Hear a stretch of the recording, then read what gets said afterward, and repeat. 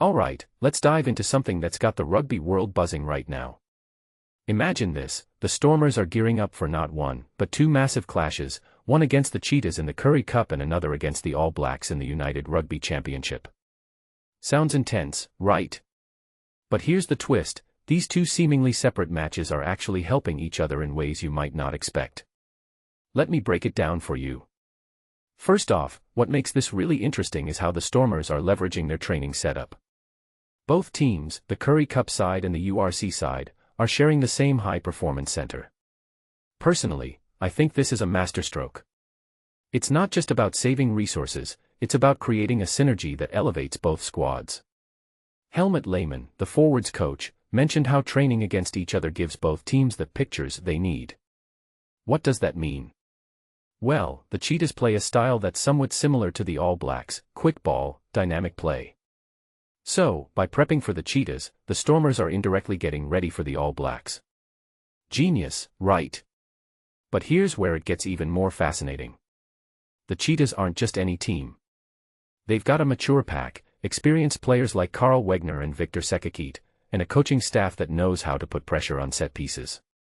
Plus, with Faf de Klerk in the mix, they've got a World Cup winner who's all about territorial play and putting teams in tight spots.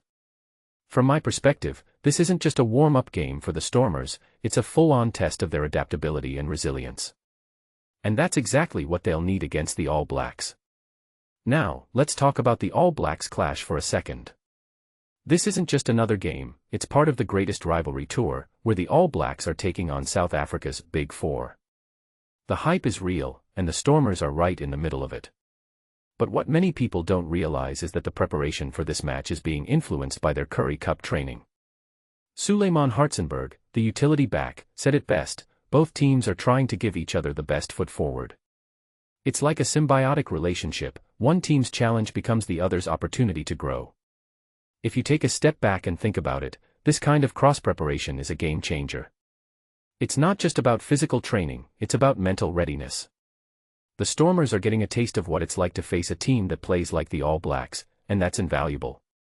But here's the deeper question, can this kind of preparation really bridge the gap between domestic rugby and international level play? Personally, I think it can, but only if the Stormers can translate those pictures into actionable strategies on the field. One thing that immediately stands out is the weather factor. The Cheetahs game is expected to be wet and cold, which means the pack will play a huge role. Lehmann pointed out that the game will likely be won in the scrums and lineouts.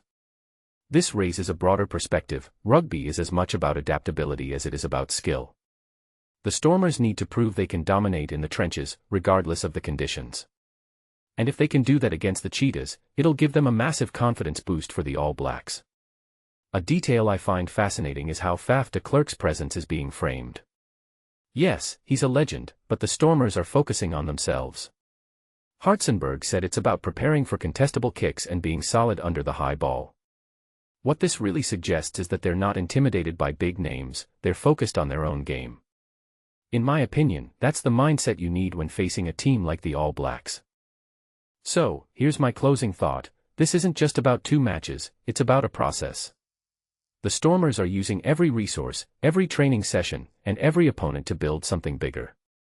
Whether they win or lose, this kind of preparation is a blueprint for how teams can maximize their potential. What do you think? Is this the future of rugby training, or just a happy accident? Let me know in the comments below.